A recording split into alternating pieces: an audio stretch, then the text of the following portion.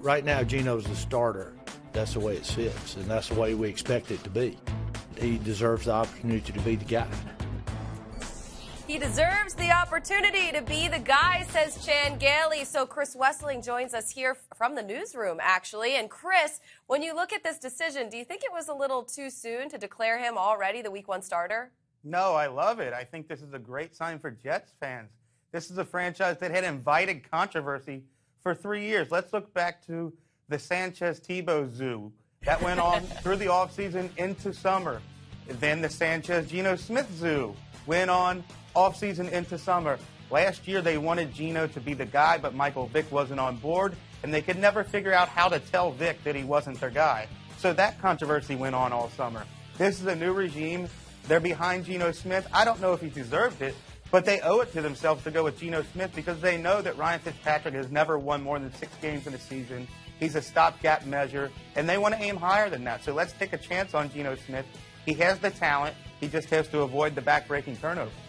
Yeah, and he's actually lowered the numbers of turnovers. He went from 21 interceptions to 13 last year, but he has a lot more weapons now. And you have Brandon Marshall there through the trade. They drafted Devin Smith, so he has that deep threat. Is it sort of like a make-or-break time now for him just because this regime that's there now in place is not the regime that drafted him? I think absolutely it's a make-or-break year for him because they have the weapons there now, like you said. They've got a number 1 receiver in Brandon Marshall. They've got an excellent number 2 in Eric Decker.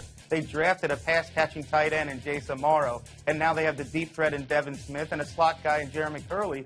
Geno Smith went from having the worst weapons in the league 2 years ago to having some of the best arsenal in the league right now with who he's got.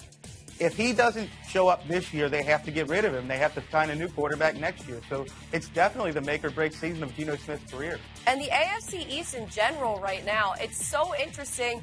How close do you think it could be if Geno Smith actually does take that next step?